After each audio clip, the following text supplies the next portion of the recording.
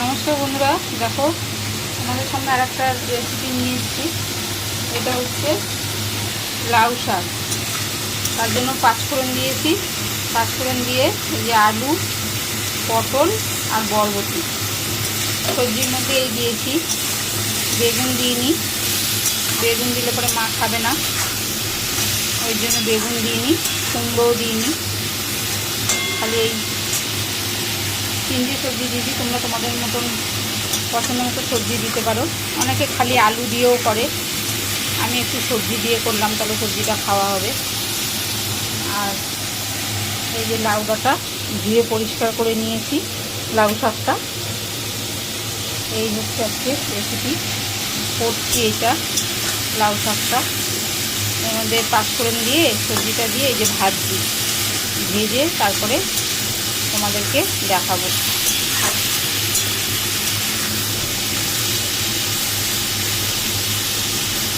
একটু ভাজা ভাজা করে নিয়ে তারপরে তোমাদেরকে দেখাচ্ছি। দেখো বন্ধুরা, এই যে ভাজা ভাজা হয়ে গেছে। এবার এর মধ্যে হলুদ দিয়ে দেবে,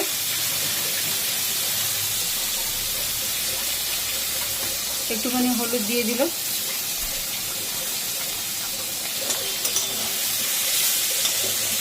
দিয়ে এবার শাক পাতাটা দিয়ে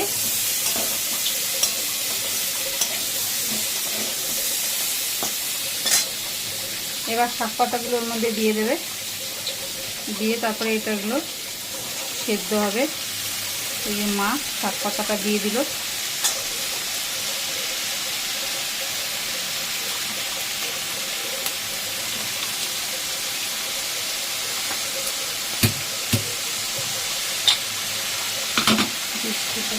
শাক পাতাটা দিয়ে তারপরে এবার একটুখানি মা মিষ্টি দিয়ে দিচ্ছে, দিয়ে সব দিয়ে একবারে চাপা দিয়ে দেবে। এরকম মিষ্টি দিয়ে দিল, দিয়ে এবার মা চাপা দিয়ে দেবে, নেড়ে চাপা দিয়ে দেবে। তারপরে তোমাদেরকে দেখাচ্ছি। দেখো বন্ধুরা, মা নুন দিচ্ছে।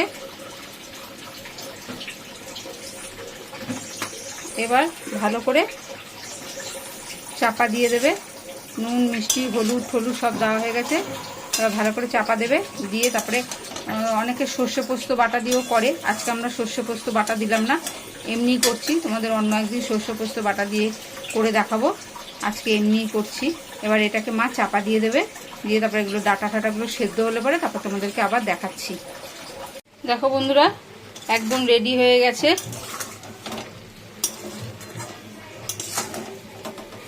একদম রেডি। এবার এটাকে নামিয়ে নেব, এটার মধ্যে ঢালবো।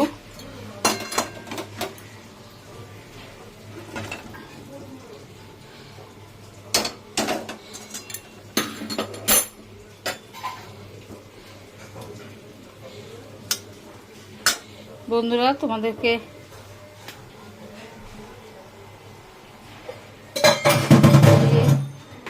লাউ পাতার তরকারি করে দেখালাম। এটা এরকম করে খেয়ে দেখো। তোমরা তো অনেক রকমভাবেই করো, আমি এরকমভাবে করলাম, একদম সিম্পলভাবে। বন্ধুরা, তোমাদের কীরকম লাগলো কমেন্ট করে জানিও, মায়ের ভালো লাগবে। আর